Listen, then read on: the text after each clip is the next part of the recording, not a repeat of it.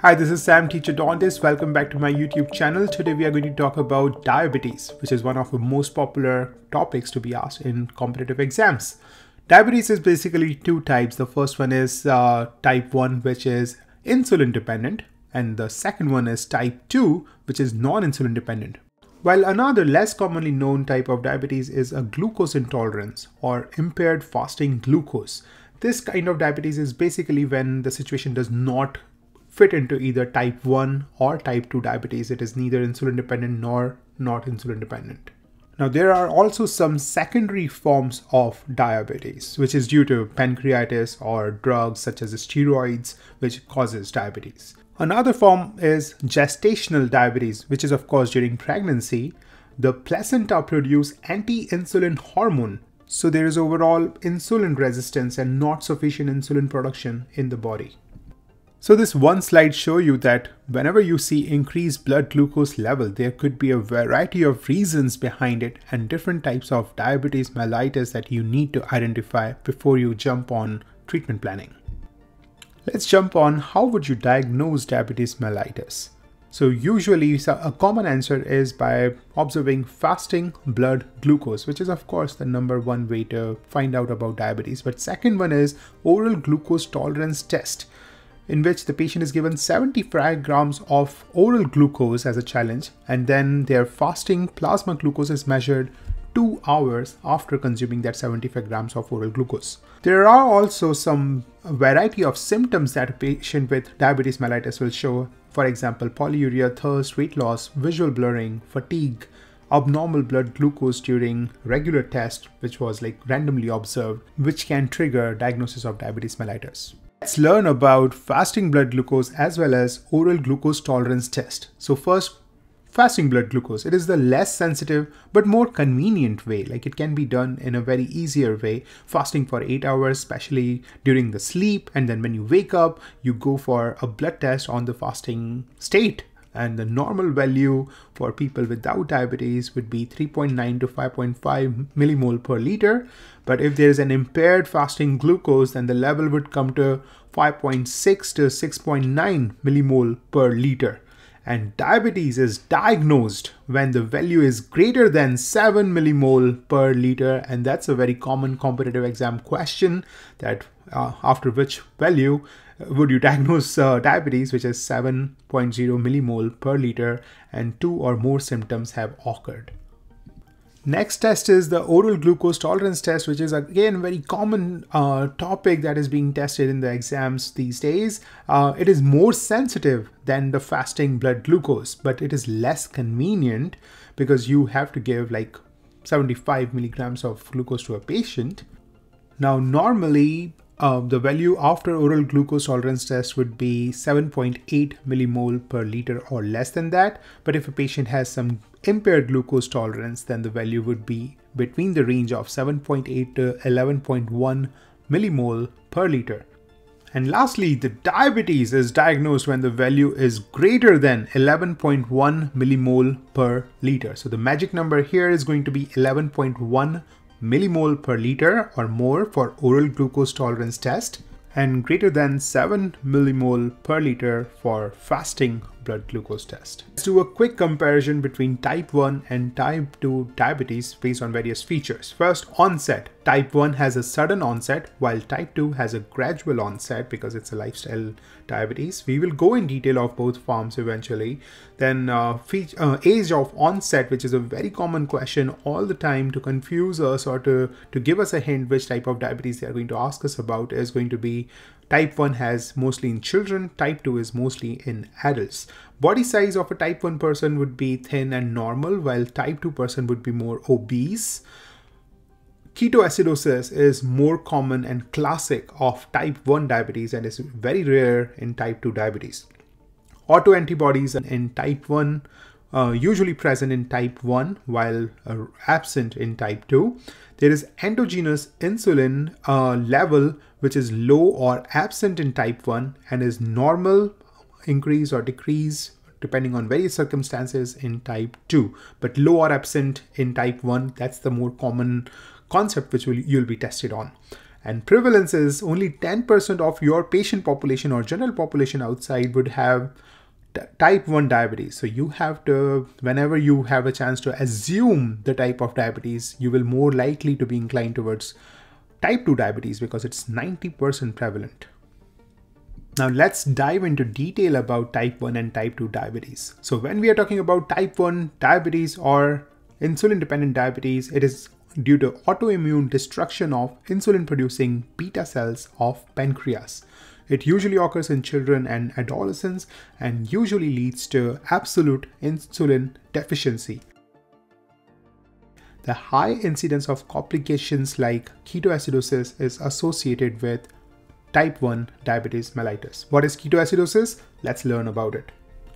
Ketoacidosis is when the liver begins to break down fat and protein since it feels like there is a perceived lack of glucose around in the body. And when liver breaks down fat and protein, then it results in acetone byproduct, which also results in acetone breath. There is dehydration because there is excess urination and there is glucose in the urine, which brings all the water along due to osmosis. And there's also cosmal breathing, which is a very common topic, very important question for all board exams. Cosmal breathing is classic of ketoacidosis and type 1 diabetes, which is labored, deep and gasping type of breathing. Also, patient would have some confusion, brain damage, which may eventually lead to coma and death. The diagnosis of ketoacidosis is made via lab test, and you would find out that there is severe acidosis and a large amount of ketones in the blood as well as in the urine. What is treatment of ketoacidosis? You have to give the patient fluid and electrolyte replacement and also correct hyperglycemia, which is the principal cause of this excess ketone production.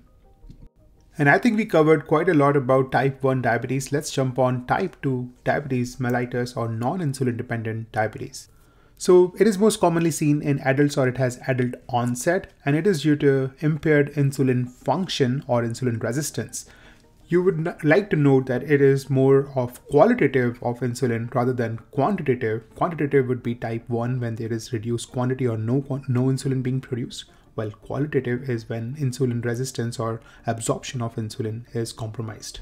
It is more commonly related with obese people, and the complication, just like in type 1 it was ketoacidosis, in type 2 it is going to be hyperosmolar non-ketotic acidosis or HONK, H-O-N-K. Ketoacidosis is uncommon in type 2 diabetes, so just try to dive deeper into HONK in the next part of this video. So HONK or hyperosmolar non-ketotic acidosis is another favorite topic of national boards these days. There you will see dehydration, acidosis, hyperglycemia. You will see some small amount of ketoacidosis as well as some neurologic changes in this condition. Treatment for HONK is going to be similar for what we learned for ketoacidosis. It's fluid replacement, electrolyte replacement, and correction of the hyperglycemia. Another important point for type 2 diabetes mellitus is it is often asymptomatic. That means you would not know when there is an onset of diabetes. So a regular screening every 3 years with fasting blood glucose is recommended for all patients, especially patients at higher risk due to their increased body weight or due to any other conditions that they have. Diabetes must be kept on watch for all patients these days due to our lifestyle. So now let's learn what are some of the complications of long-term elevated plasma glucose or long-term hyperglycemia. A long-term elevated plasma glucose or hyperglycemia actually increase intracellular accumulation of glucose and its metabolic products. This will actually cause microvascular as well as macrovascular diseases. Some of the microvascular diseases are retinopathy, nephropathy, neuropathy, and macrovascular diseases may include hypertension. Let's learn more about these microvascular diseases. And a good way to learn about these diseases would be by comparing them against each other. So I would write retinopathy, diabetic nephropathy, and diabetic neuropathy in 3 columns. Let's learn about retinopathy first. It occurs in all forms of diabetes mellitus. Initially, you will see microaneurysm, but it will progress to retinal infarctions, which is on the retina, and vitreous hemorrhage. There is also some fibroproliferative changes in the eye, which may result in vision loss eventually. In the next column, talking about diabetic nephropathy, there is a thickening of capillary basement membrane, which may result in glomerulosclerosis, which will cause impaired kidney function and eventually renal failure. And in the third column, talking about diabetic neuropathy, it presents as a symmetrical altered sensation in toes and feet, which is a common thing that the diabetic patients will always point out, and it's often painful and burning character of neuropathy or neuropathic pain.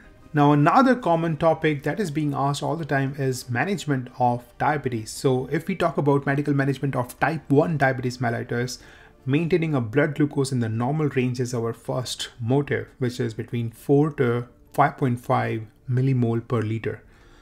Also, there is an indication for insulin therapy. We need to do a constant HbA1c test, which is indicator of glycemic control over 3 months period.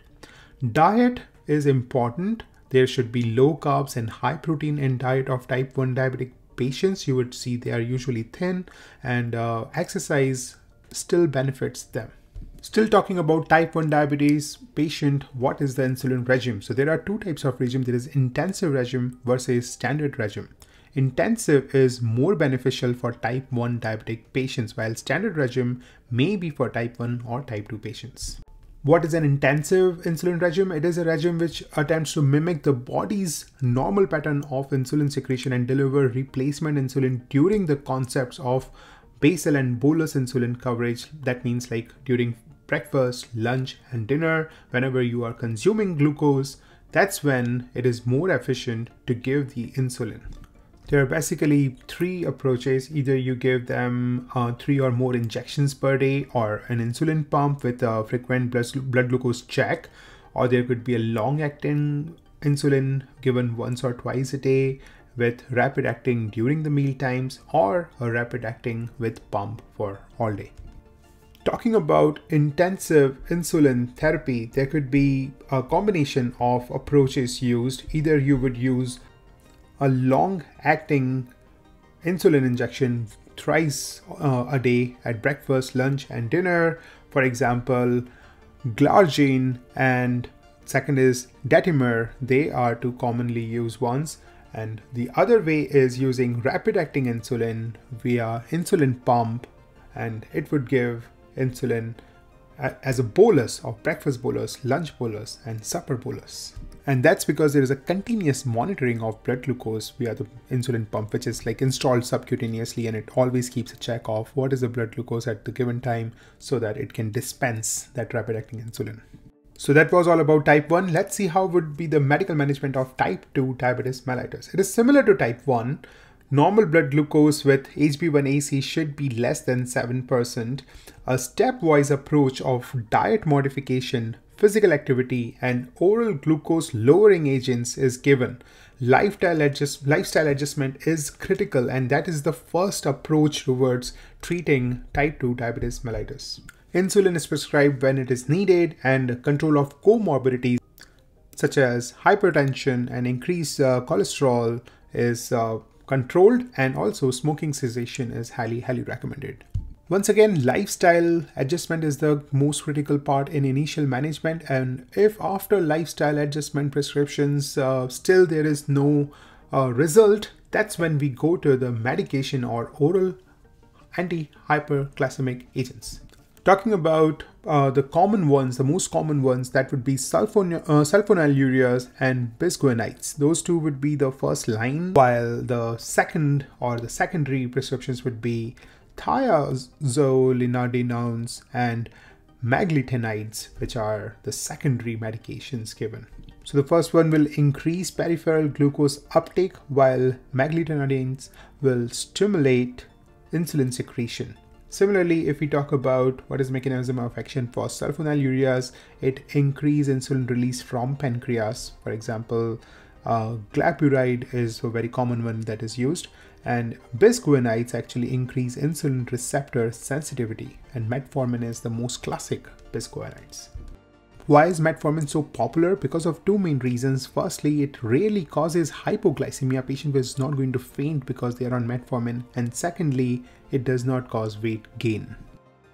Lastly, when you are here with Teacher Dentist, you need to know what is the dental management of diabetes mellitus. So first of all, history is going to be critical. You need to know current treatment. Is the blood glucose under control? Ask all the possible questions. What is the status of complications? Is there any micro or macrovascular complication that you should be aware of? Any comorbidities such as cardiovascular diseases that you should note down? What are the regular recall visits? It has to be more often for diabetic patient compared to the non-diabetic patients because there is an increased risk of periodontal disease, and you may definitely see that periodontal status in those diabetic patients once they are in your dental chair. Appointment scheduling, you should always avoid hypoglycemic incidences. How would you avoid that? By giving them morning appointments, ask them not to skip their breakfast, make sure their insulin regime is normal, their oral anti-hyperglycemic agents are consumed at the time when they usually consume, and they come for the appointment when they are usually not feeling hypoglycemic. And as a dentist, I always keep an eye on observing any signs and symptoms of hypoglycemia when the patient is in chair. What are some of the mild and severe symptoms? The mild symptoms include anxiety, sweating, tachycardia, tremors, while the severe symptoms include mental status change, seizure, and coma, which you don't want to see in a dental chair.